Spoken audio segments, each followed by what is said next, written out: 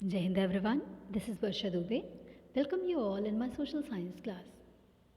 आज मैं जोग्राफी के चैप्टर 4 क्लाइमेट का पार्ट 4 लेकर आई हूँ, है ना. As you know that I have already shared the 3 videos from this chapter.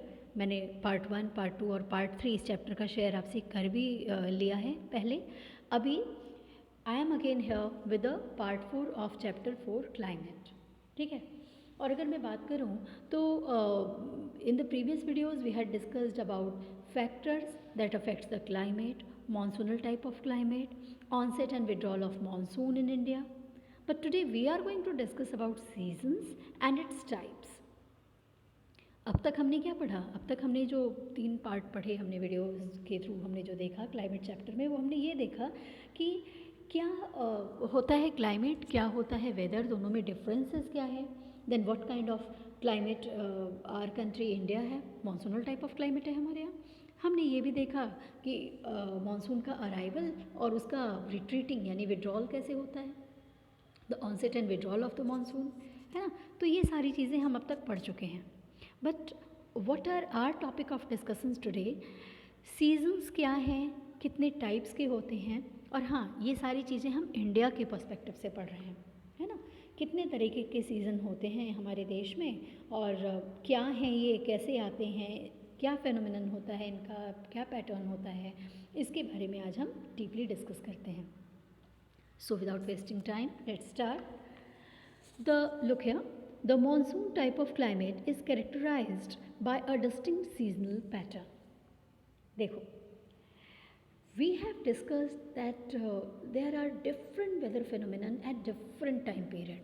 मैंने आपको पहले भी बताया कि अलग अलग समयावधि में, अलग अलग टाइम पीरियड में हमें वेदर पैटर्न जो है डिफरेंट फेनोमेनन वेदर का देखने को मिल जाता है. बहुत सारे रूप जो है वो हम देखते हैं, ऑब्जर्व करते हैं. Now look here, the weather condition generally change from one season to other.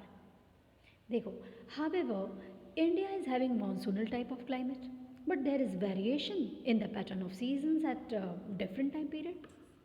आप सोच रहे होगे ना, मैम आप तो बोल रही हैं मॉनसूनल टाइप ऑफ क्लाइमेट है, फिर इतना सीजनल वेरिएशन क्यों है इंडिया में? तो है. और अगर मैं इस बात को प्रूव करने के लिए आपको एग्जांपल देती हूँ, बड़ा ही सिंपल, आप कंसिडर भी करोगे. अगर मैं बात करूँ that there is hot in months of March, April and May and in the same monsoonal type of climate. But the months of November to February are too cold and having winter season. हमारा climate तो monsoonal type of climate है, फिर भी आपने खुद difference महसूस किया होगा कि मार्च, अप्रैल, मई, जून, ये सब जो मंथ है ना, स्पेशली मई तक, क्या है, बहुत गर्मी हमको फील होती है, चिलचिलाती धूप, पसीना, हम खुद से परेशान होते हैं गर्मी के कारण, है ना. और वहीं नवंबर से फरवरी में आप क्या फील करते हो? विंटर, कोल्डनेस को आप फील करते हो, मौसम में परिवर्तन महसूस करते हो, है ना. तो these changes mostly can be observed in the interior part of the country. The coastal areas didn't experience much variations. ये सारे चेंजेस हमें हमारे देश के इंटीरियर पार्ट में, है ना, वहाँ पे ज़्यादा फील होते हैं, ज़्यादा महसूस होते हैं. लेकिन अगर आप कोस्टल एरियाज़ की बात करते हो, समुद्र के किनारे जो भी राज्य या देश जो भी राज्य या शहर बसे हुए हैं, वहाँ पे आपको इतना वेरिएशन फील नहीं होगा. अगर आप समुद्री इलाकों में रहते हो तो आपको सीजनल वेरिएशन बहुत ज़्यादा फील नहीं होगा. लेकिन इंटीरियर पार्ट में आपका यूपी, बिहार, लखनऊ, दिल्ली, है ना, एमपी, इन सब जगहों पे आपको सीजनल वेरिएशन बहुत फील होगा. तो ये जो चीज़ें हैं, ये वेरिएशन हमें देखने को मिल जाता है. ना look here at the second point, on the basis of these 4 main seasons can be identified in India. यानी इस बेसिस पे हमारे अपने देश में हमने 4 तरीके के सीज़न को आइडेंटिफाई कर रखा है. यानी हमारे देश में 4 टाइप्स ऑफ सीजन्स जो हैं वो हमें एक साल में देखने को मिलते हैं. कौन सा? द कोल्ड वेदर सीज़न, जिसको हम विंटर कहते हैं, है ना. द हॉट वेदर सीज़न, जिसे हम समर कहते हैं. एडवांसिंग मानसून यानी rainy season in simple word, जब बारिश का मौसम होता है. और द रिट्रीटिंग मानसून यानी ट्रांजिशन बेस को बोलते हैं, ट्रांजिशन पीरियड, यानी जब मानसून वापस जाता है. As we know that India is having monsoon type of climate, but it has been observed here that specific months shows some specific characteristics. On the basis of these characteristics, there are 4 types of seasons in our country. हर कुछ महीनों में हमें season को लेकर कुछ खास विशेषताएं देखने को मिलती हैं और इन्हीं कैरेक्टरिस्टिक्स, इन्हीं विशेषताओं के कारण हमने सीज़न को 4 टाइप में 4 वैरायटी में बांटा है। ये मैं मेरे देश, अपने आपके हमारे देश इंडिया की बात कर रही हूँ, ठीक है। Now let's discuss one by one each season. Cold weather season winter begins from mid-November in northern India, stays till February. क्या होता है इसमें? Temperature decreases from south to north and north east wind prevail the country. देखो, winter season starts from mid November and it stays till February, December and January, and these are the coldest month. Bharat में north east Bharat में अगर हम बात करें तो नवंबर के mid से, आप खुद भी अभी फील कर रहे होगे, नवंबर मंथ की स्टार्टिंग भी है और आप क्या फील कर रहे हो? मौसम में थोड़ा सा चेंजेस, सुबह और शाम में हल्की सी ठंड महसूस करने लग गए हैं हम, है ना। फ़ैन और एसी अब हमारे थोड़े कंट्रोल हो गए हैं। क्यों? क्योंकि मिड नवंबर आते आते सीज़न में, पैटर्न में सीज़न के जो हमें थोड़े चेंजेस फील हो रहे हैं, हम हल्की सी ठंड महसूस कर रहे हैं और ये ठंड धीरे धीरे बढ़ती जाएगी और जनवरी फरवरी तक रहती है।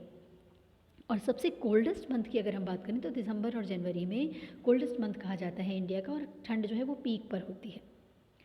As long as we move from south to north, जैसे जैसे हम साउथ से नॉर्थ की तरफ, मेरे ख्याल से आपको साउथ और नॉर्थ क्लियर होगा मैप में।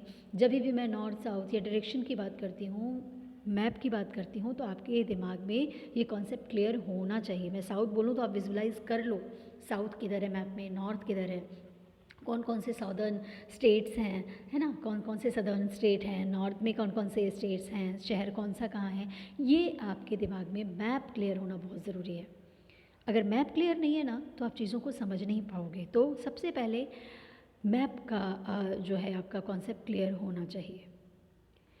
चलो, as long as we move from south to north, temperature decreases. जैसे जैसे हम साउथ से नॉर्थ की तरफ बढ़ते हैं, टेम्परेचर जो है वो कम होता जाता है, because northern latitudes are on higher latitudes, है ना। जैसे जैसे आप नॉर्थ की तरफ बढ़ते हो, लैटिट्यूड की हाइट भी बढ़ती जाती है, and on which solar insulations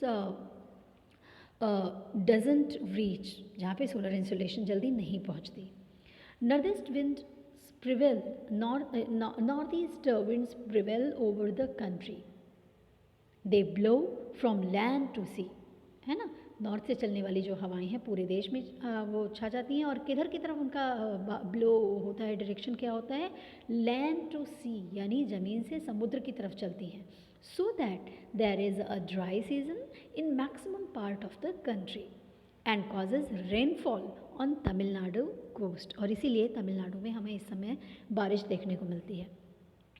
due to low pressure winds blows from the surface, interiors land की जो सरफेस है वहाँ से हवाएं चलती हैं लो प्रेशर के कारण। Normally clear sky, low temperature and low humidity and feeble variable winds are characteristics of this weather, है ना। ये सारी चीज़ें हमें इस वेदर कंडीशन में देखने को मिलती हैं। आसमान साफ़ होता है, लो टेम्परेचर होता है, लो ह्यूमिडिटी होती है ना, वेरिएबल विंड्स हमें देखने को मिलते हैं, ठीक है। Winter rainfall locally known as mahawat और are useful for rabi crops. Winter rainfall जो होती है उसको वहाँ की लोकल लैंग्वेज में महावत कहते हैं, जो तमिलनाडु में बारिश होती है ना। और रबी क्रॉप्स के लिए ये बड़ी ही बेनिफिशियल है, ठीक है। फिर है the hot weather season summer, it begins from March to May. क्यों? Due to northward movement of the sun, northward shift of pressure belt. देखो, इसका मतलब ये है कि with the movement of sun, pressure belt also move and hot weather season can be observed in India. जैसे जैसे सन का मूवमेंट होता है वैसे वैसे प्रेशर बेल्ट भी मूव करती है, और इसके कारण हमें वेदर में क्या महसूस होता है, गर्मी, है ना, हॉट वेदर सीज़न हम महसूस करने लग जाते हैं। फिर देखो characteristics of hot weather season, क्या विशेषताएं होती हैं हॉट वेदर सीजन्स की। Increase in temperature, formation of low pressure over the Indian land mass, loo है क्या, these are strong gusty wind, hot dry winds blowing during the day over north and north western India, और काल बैसाखी। देखो अगर मैं शुरू के 2 point की बात करती हूँ, है ना, इंक्रीज इन टेम्परेचर और फॉर्मेशन ऑफ लो प्रेशर की अगर हम बात करें, ये फॉर्मेशन ऑफ लो प्रेशर ना स्पेशली गैंगेटिक प्लेन एरिया में हमें मेनली जो गंगा के प्लेन एरिया हैं वहाँ देखने को मिलता है। देखो except the peninsular region, the interior part like Delhi, UP, MP receives high temperature, है ना। पेनिनसुलर रीजन को अगर आप छोड़ दो तो इंटीरियर पार्ट में हाई टेम्परेचर हो जाता है, तापमान बढ़ जाता है दिल्ली में, यूपी में, एमपी में। In peninsular India, temperature remain lower due to moderating influence of ocean। भाई देखिए पानी को गर्म होने में भी समय लगता है और कूल होने में भी समय लगता है, तो वहाँ पे मॉडरेट इन्फ्लुएंस आप फील करते हो, है ना। क्यों? क्योंकि ओशियन है वहाँ पे, लैंड ब्रिज, सी ब्रिज, ये सारी तमाम चीज़ें हैं।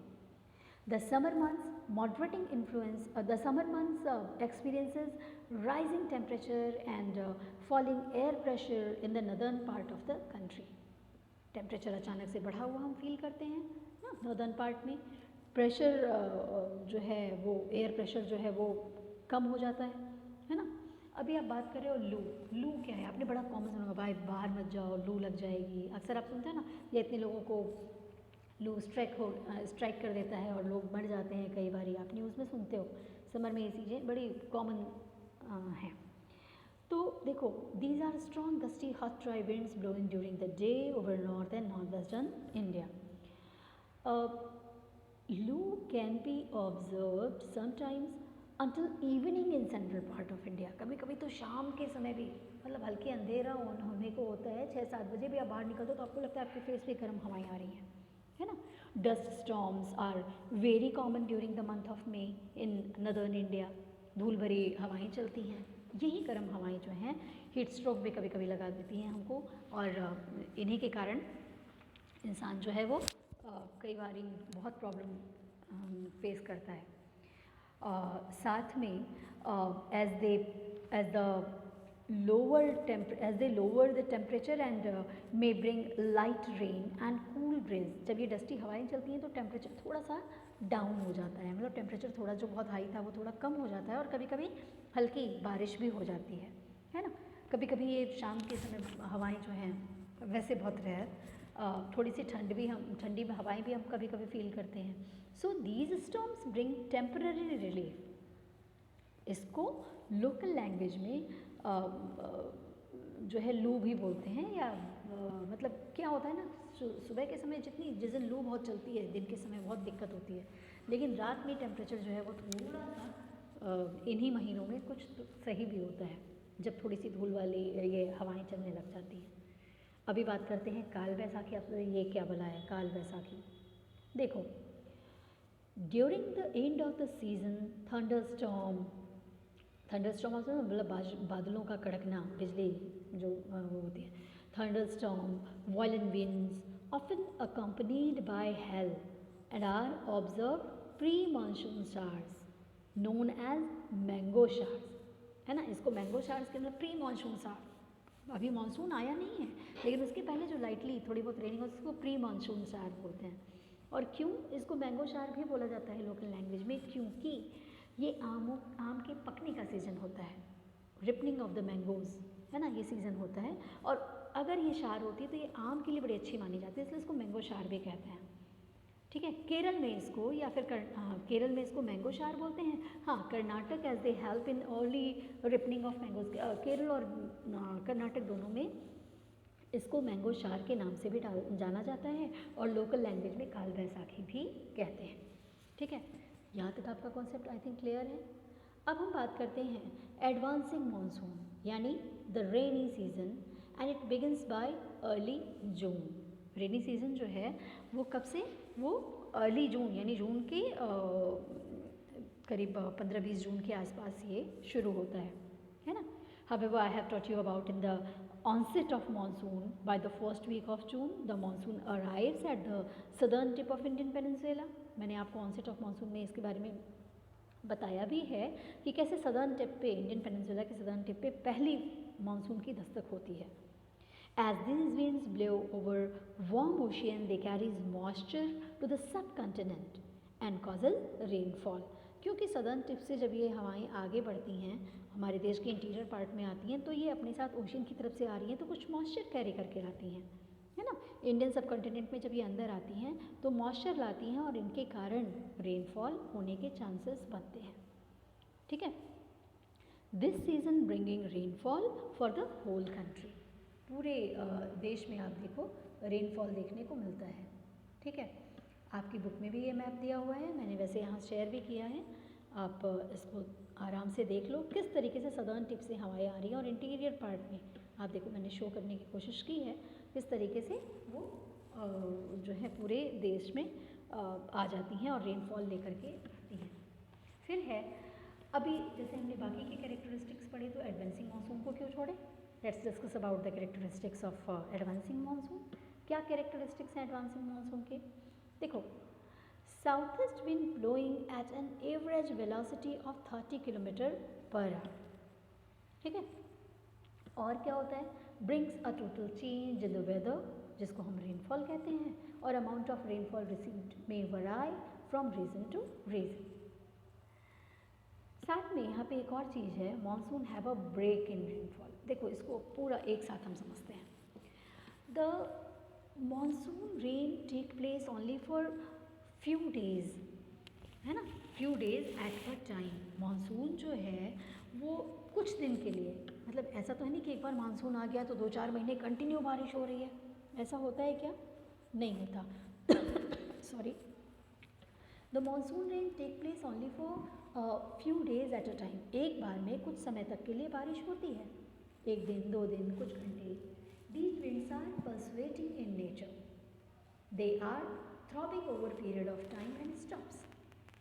देखो मतलब क्या हुआ, pulsating मैम क्या है, throbbing over, देखो मतलब बारिश जो है वो रुक रुक के होती है, कंटिन्यू 2-3 महीने तक तो होती नहीं. आपने कभी देखा है क्या ऐसा.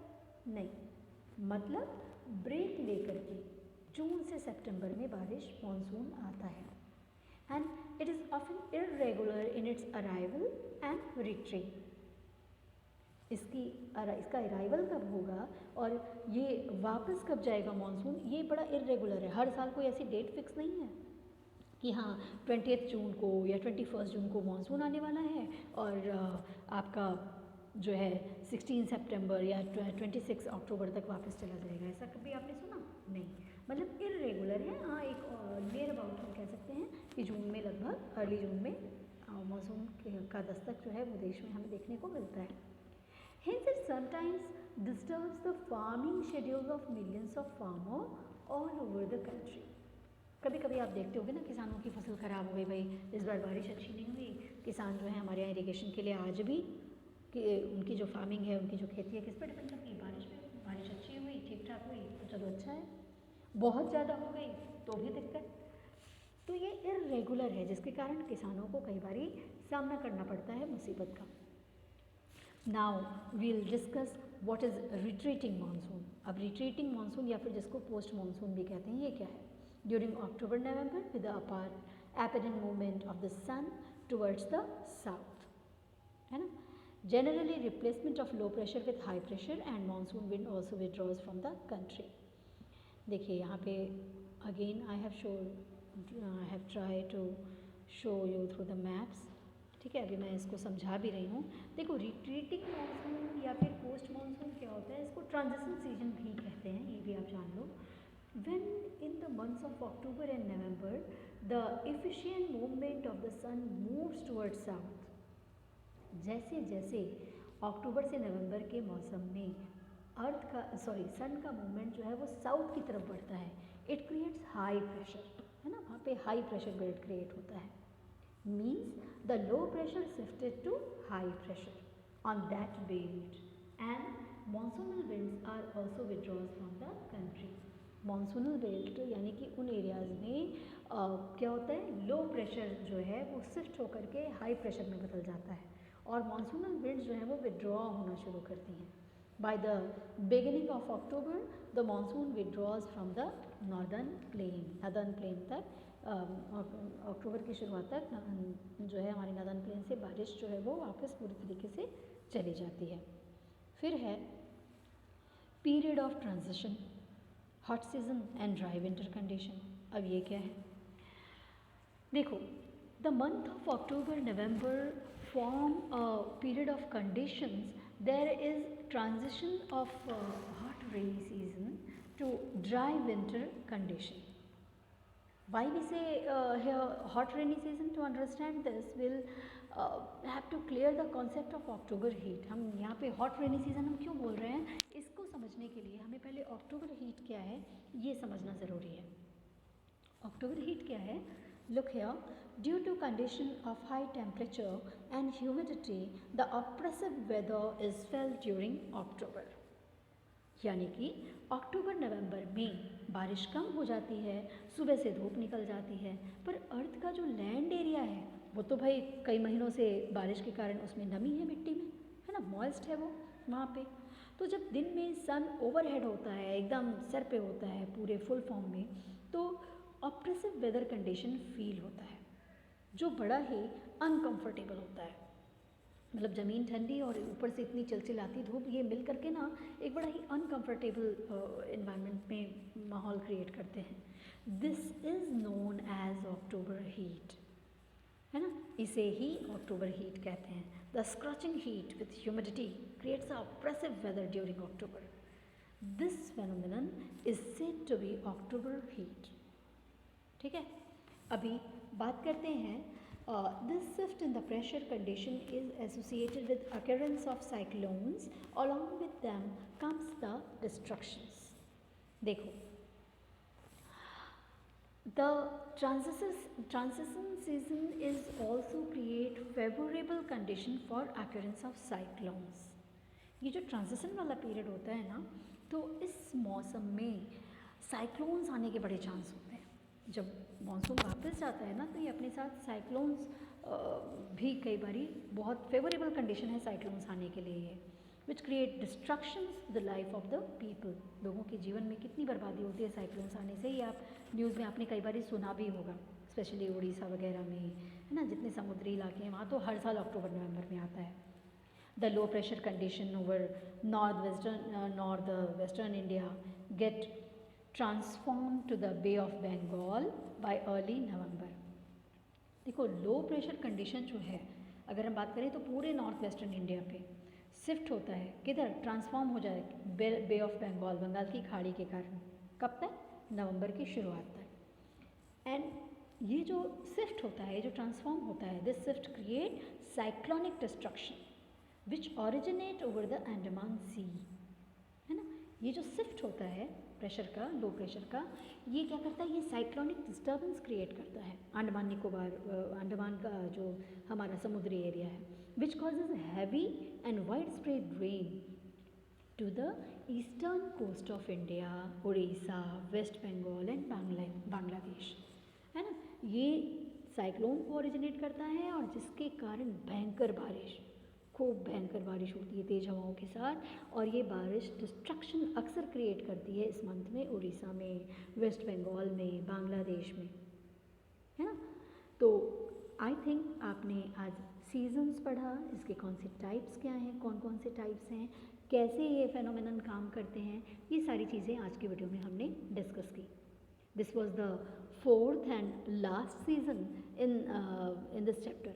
आज हमने चारों सीजन्स पढ़े और ये चौथा जो सीज़न था ये लास्ट सीज़न था. ठीक है, अब अगर मैं नेक्स्ट वीडियो में बात करूं तो in next video lecture we will discuss about the distribution of rainfall in our country. छोटा सा एक वीडियो मैं और शेयर करूंगी आपसे, पार्ट 5, जिसमें मैं ये डिस्कस करूंगी कि हमारे देश में ये जो मानसून आता है तो उसका डिस्ट्रीब्यूशन ऑफ रेनफॉल, यानी पूरे देश में क्या समान बारिश होती है क्या, कहीं कम कहीं ज़्यादा होती है ना, तो वो ही डिस्ट्रीब्यूशन ऑफ रेनफॉल हमारे देश में कैसे, क्या पैटर्न है इसका, इसके बारे में मैं नेक्स्ट वीडियो में आपसे डिस्कस करूँगी, and that will be the last video of this chapter. After that we will finish our chapter 4 climate. So till then, stay connected, keep learning. Please like, share and subscribe my video, and don't forget to hit on the bell icon to get the notification of my upcoming video. Thank you. Jai Hind.